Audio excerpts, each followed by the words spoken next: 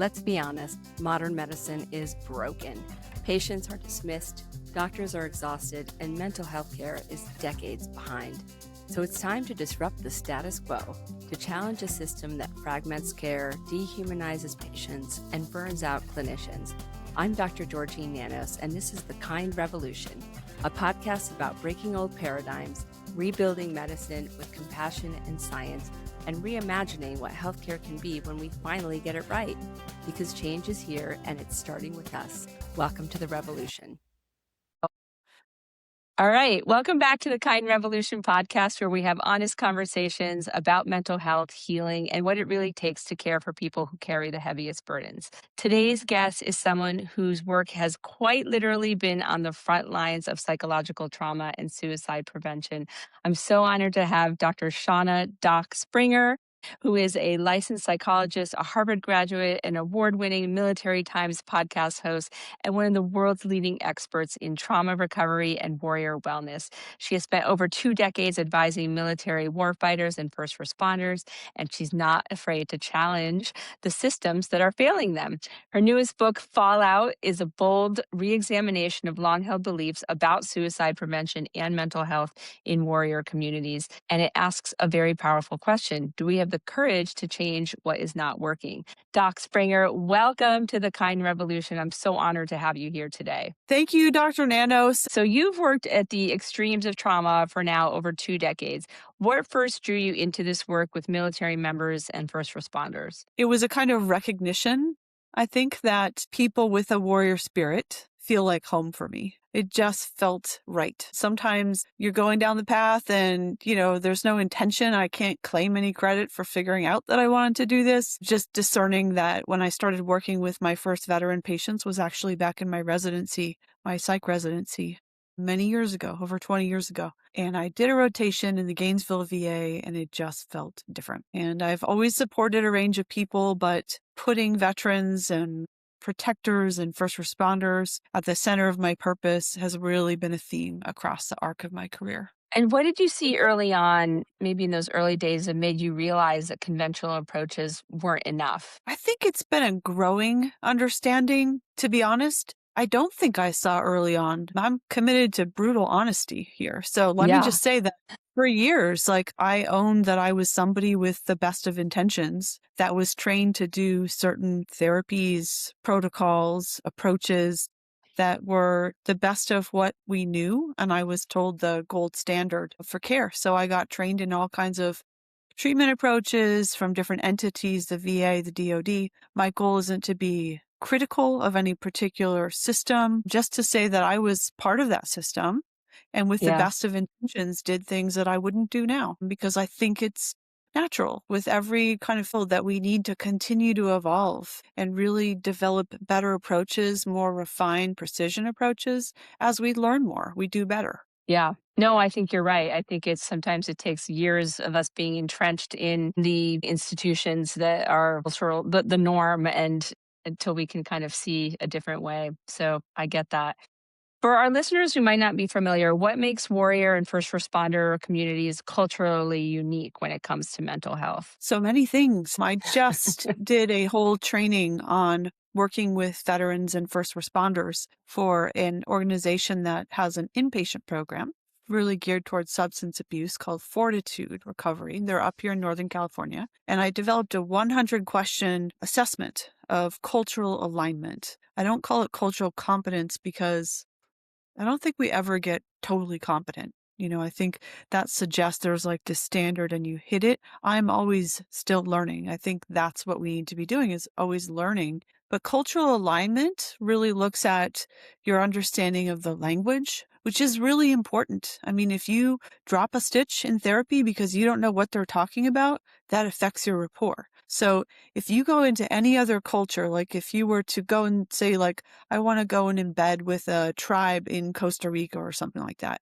you would have to learn the culture and the language. Yet so many times when people say, I want to work with public safety or with veterans, there's kind of this sense that, well, you can just migrate your generalist training and now support them. It's very much not true. They will be able to tell in a nanosecond whether you really have done the work and spent the time or have the willingness to meet them where they're at. And so it's culture, it's ethos, it's language, it's clinical decision making based on those things. And that's part of what I'm developing is training up people to really become the docs of tomorrow.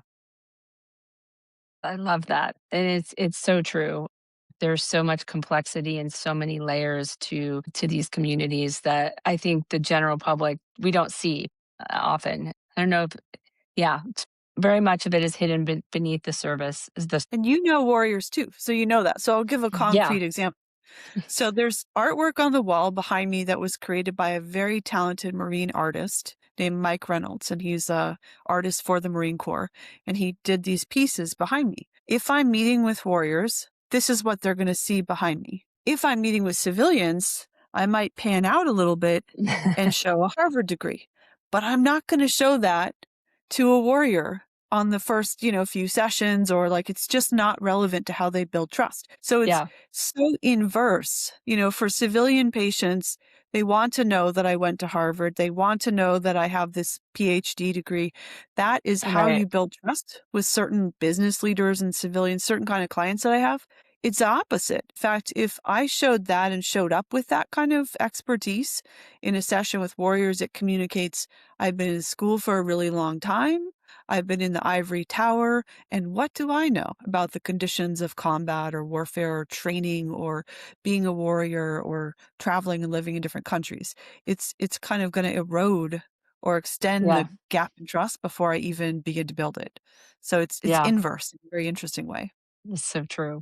Let's talk about your new book, Fallout. What Yeah, inspired you I'm to excited. write it? I am excited and scared, Georgine, in equal measure. I'm sort of bracing for impact. So I just got a galley copy. Oops, as I drop everything on my desk. This is a galley copy. It has like this band across that says not for resale. So the eventual one won't have that sort of weird band across the front. But it's a work based on years in the trenches with warriors and public safety professionals around realizing there's all these ways of thinking that have that have infiltrated themselves so deeply into our collective thought that we're not even aware of it. And they are increasing risk and they are doing the opposite of what they intend to do. And so I'm really tackling what isn't working in the warrior wellness space, suicide prevention space, whatever we want to call it. I don't even talk in those terms anymore. I talk about mental warfare and how that's part of the path of becoming a protector and defender. And we spend all of this time training people for physical warfare and no time training them to really understand and get traction with mental warfare. And then we give them all of these approaches that are ultimately based on very civilian models that were never designed for them, that are full of assumptions that don't land, that increase the deficit in trust, and that put them at greater risk. And so that's what I'm tackling is 10 common beliefs that are actually taking us in the wrong direction for many decades. So let's look at those.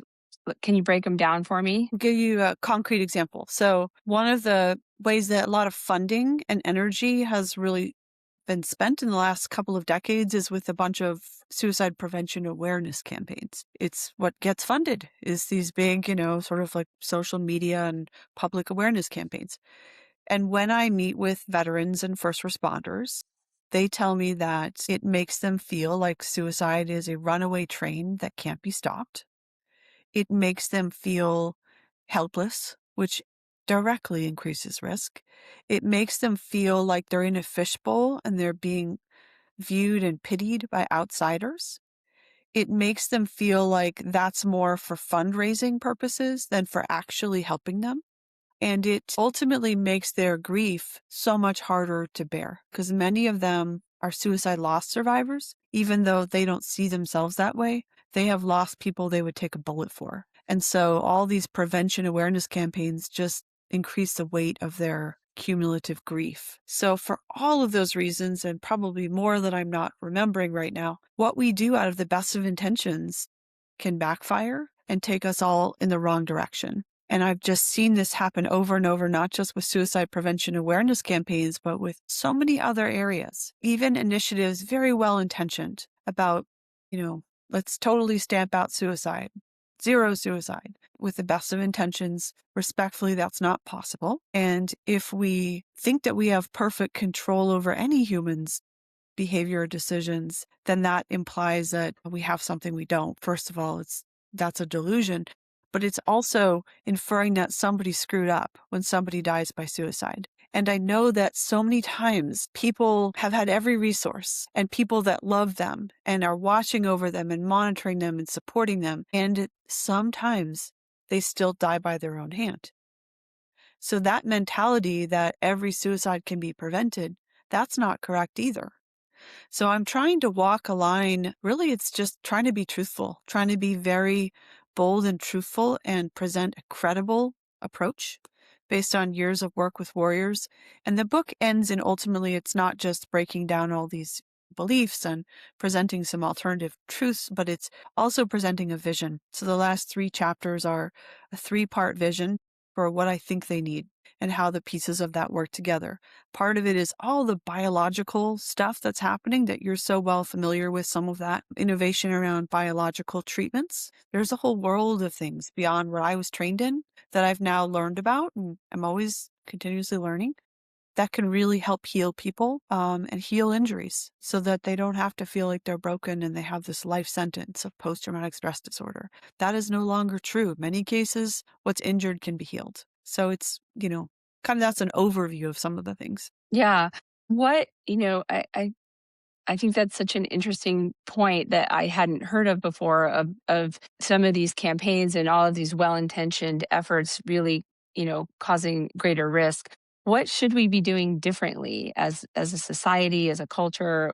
Where can we make some impactful changes, do you feel? Sometimes I think most of the funding in wellness and suicide prevention starts with a question of people that are pretty well resourced and educated, asking themselves, what can I offer? As in, what skills do I have to bring to this problem? And then designing interventions from there. And AI and all of these applications and countless companies that are bringing out AI solutions can be part of that problem. Now, AI can be done well and technology Right. can be used in service of human connection, but when it replaces human connection, we're going in the wrong direction. And so I think instead of kind of starting as a general philosophical framework from what am I good at? What can I offer? Like, what did I Right. learn in grad school and how do I become helpful for these poor people that are suffering? We start with, let's understand who they are, what motivates them, their inner psychology, the values that they hold sacred, and then let's design something based on human connection, using technology to facilitate that, that meets the need based on what they tell us is the need. And that's what I've had years of experience listening to. And so all of my work comes out of that framework of here's what warriors and protectors and defenders are telling me that they need. Yeah. Just changing the lens from your own personal lens that as a provider you're imposing rather, and looking at it from the warriors. So what are some of the concrete treatments and approaches that you see are actually working when they are culturally aligned? Well, let's take moral injury for example. Moral injury, something that needs to be much better understood. It's not the same thing as post-traumatic stress injury. It's a different thing. And because it is a different thing, that's more about shame and belonging and sort of violation of one's warrior code, one's moral code. The best intervention is often when somebody like me or somebody qualified, including sometimes very well equipped and trained peer support specialists, can be great with this, facilitates a particular group intervention because the group is what they need with moral injury.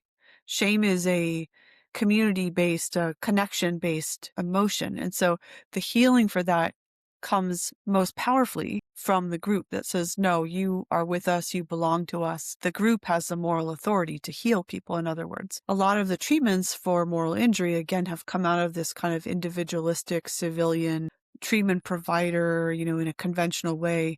What cognitive behavioral skills can I use to help this injured veteran to heal? It's the wrong approach and it's downright offensive to them and violating of their sacred values in many cases. Like I've seen things like that seem very intuitive to some providers. Like if something happened in a training, setting or in a combat theater, it was in violation of a warrior core values. I have seen clinicians with the best of intention give sheets where the veteran is supposed to like go through and check off the things that were difficult or challenging about that environment. Like I was cold, I was hungry, hadn't had any contact with my family, whatever it is. All of that is beside the point. Like they signed up to do hard things. That's their spirit. And there's no way anybody's going to convince them that it's okay because of these extenuating circumstances. So when they say, I violated my warrior code, you start with, okay, you violated your warrior code. Let's talk about that. How did that work for you? How did it impact you? How do you go back and reclaim your moral core? That's a different conversation than trying to like explain it away or forgive it when you don't have the Right. moral authority to do that. Yeah. Can you define moral injury for our audience who may not know Yeah, exactly what that means? sure.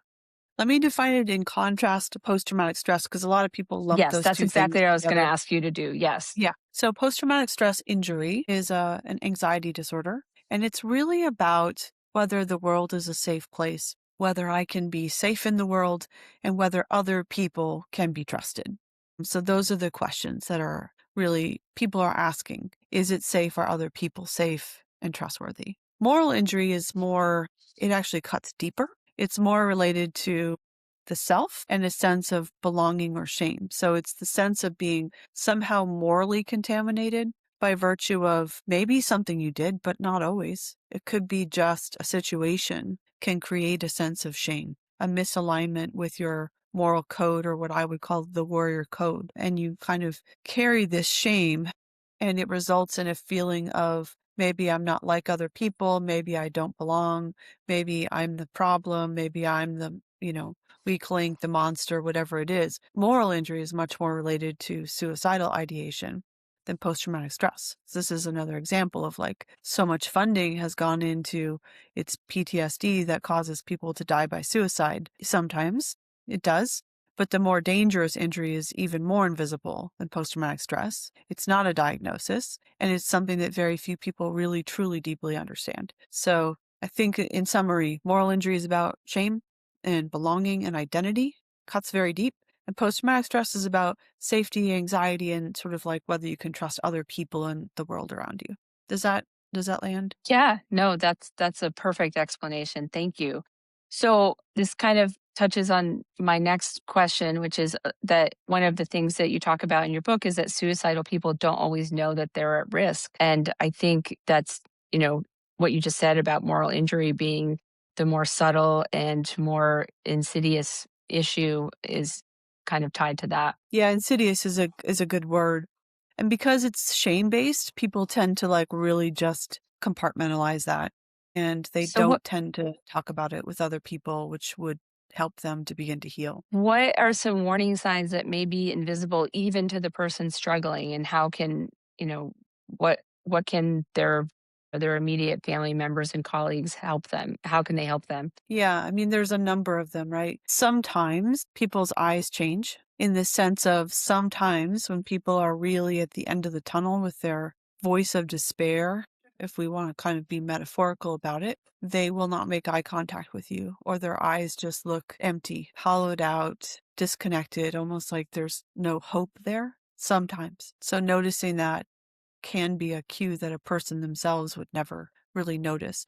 So you could have a guy or gal that's like operational, like really performing as a firefighter or a police officer or a military service member, and they're sort of dying inside and they don't even see it. So in my previous book, Warrior, I wrote about the boy of Sparta who rescued this fox or rescued or took this fox off the side of the road and stuck him inside of his coat, went to his war exercises for the day. And he was in a classroom and the fox started eating his stomach. And he didn't complain because he was a boy of Sparta and they were very stoic. That's kind of where we get the word Spartan is from their culture of stoicism. And then at a certain point, the fox had eaten enough of his abdomen that he just, without a word of complaint, dropped over dead. That is what is happening in some, not all, but some of the cases of losing protectors and defenders is it gets really bad and they're not coding it as a problem until they're really in a state of crisis pretty far down the tunnel of despair. And so, looking at their eyes and actually, now that you mention it, I think one of the cues has always been looking at their partners because their partners tend to be a little bit less trained in compartmentalization. So if stuff at home is not good, the partners are a little bit less able to conceal that. So if a partner is like withdrawn or they feel off or they feel different, it might be because they're just not as like trained in masking it. And what's Hmm. happening behind closed doors is often a private nightmare for people when someone's really battling the voice of their demons and they Yeah. might be totally operational, but at home it's a different story and loved ones are really seeing, a very different situation. What are in those situations when their loved ones are noticing these these behavioral changes, what should they do? Like what are some concrete steps that they can take? Yeah. I mean, people often are very alone. Loved ones are very often alone. And the first thing is to recognize, at what point does your desire for loyalty and to not hurt your spouse's career, what time does that need to get outweighed by basic safety for the person who's suffering, for your family? And then thinking about when that point is arrived, who is trustworthy? And this is really where this is part of the book that's so important is like, we need to build structure and support that's truly safe. We can't keep saying it takes the strength of a warrior to get help. It's not about a deficit in strength, it's about a deficit in safety. So they have to know that when they reach out, the system will respond, the people will respond, and they don't always know that, and they're not wrong because the system isn't Yeah. always responding the way it should. And so one of the things that I'm building where I'm working with public safety departments is really a different model. And I'll give you an example. So I have a sheriff who says, take care of my people. Don't tell me who you talk to or what you talk with them about. Just tell me how many hours you worked, and that's how I get paid for that. So obviously based on trust and based on, my years of work and knowing that I'm going to be trustworthy with this arrangement. And also that I can now create a space that's not clinical, but that's consultative and link this person, be a bridge to care with docs on the ground if that's what they need. A lot of times, what people need to talk to me about is a health problem, they're grieving, a loss, they lost somebody to suicide. These are not clinical diagnoses. I don't need to Yeah. see somebody clinically or write a chart on those things. And so I can do a little process of no risk discernment and really do a culturally aligned conversation with them about what do they need? What are they struggling with? And then kind of see what they need. And sometimes in really innovative, like I have some of these contracts with sheriffs who say, okay, work with the peer team. And then I'm in there with the peer team and they can bring me in. And if somebody's not doing well, we can together intervene and say, before this becomes an administrative problem, let's just get you the help you need. Let's just like send you to a trusted program and put you on FMLA and everybody here has your back. And we're going to like do this together, no judgment. Everybody hits this wall from time to time. It's part of the call is dealing with mental warfare. How could it be otherwise? So Yeah. we are currently working with people in departments to get them the care they need in a safe way. So that's what I'm trying to do to create another pathway to healing that doesn't require people to have fear of professional consequences or that everything's going to, be documented and sent up to their leadership or they won't do it.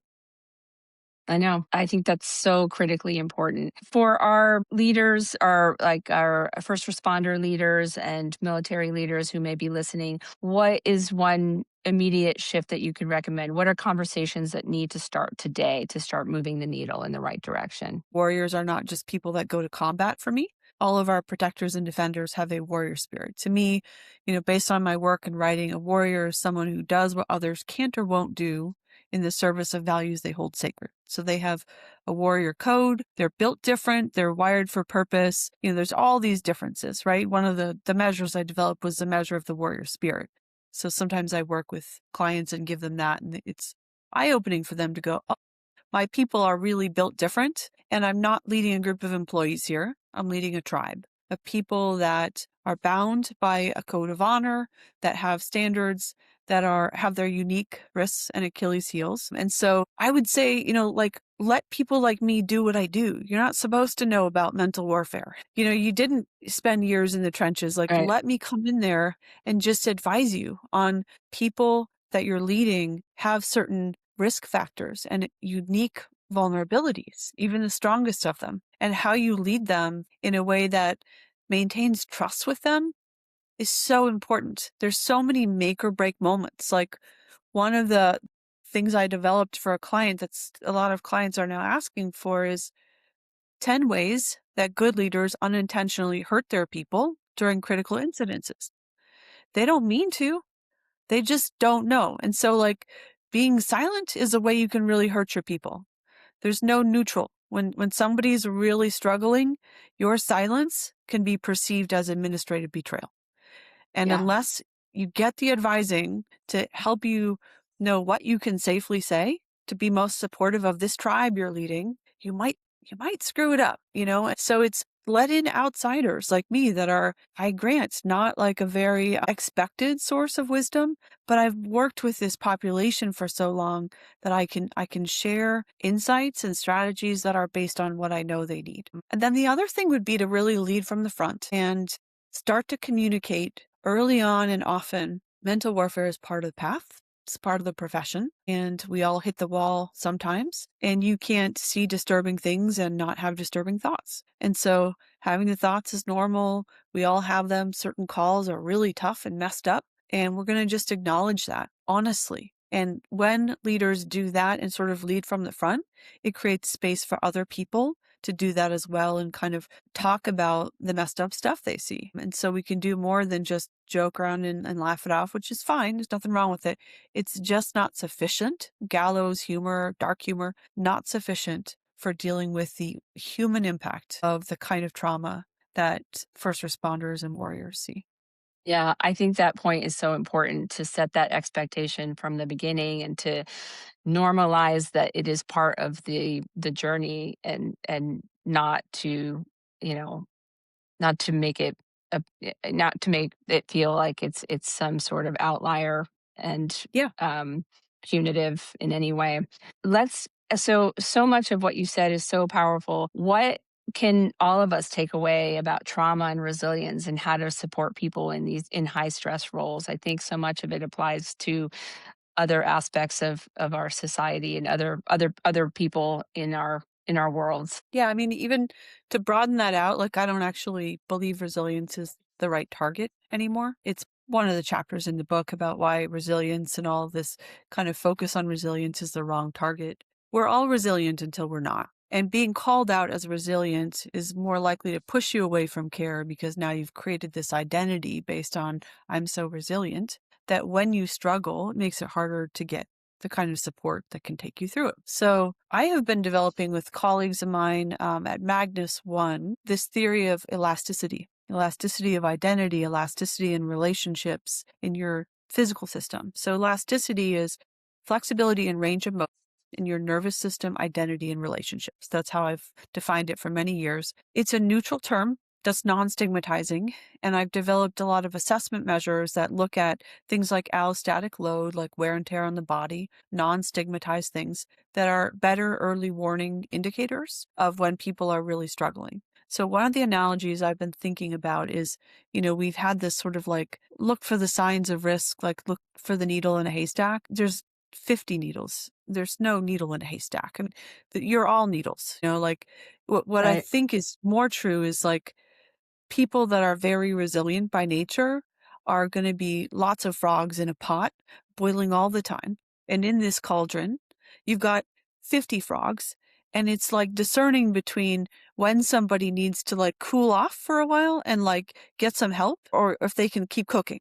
because it's a cauldron. You're in the cauldron. So like you're going to have the impact, and it's up to leaders to bring in a whole range of new insights and support so they can discern who needs what to have a sustainable career and do it with a sense of dignity and without bringing any shame to the process of needing to address mental warfare. It's part of the path.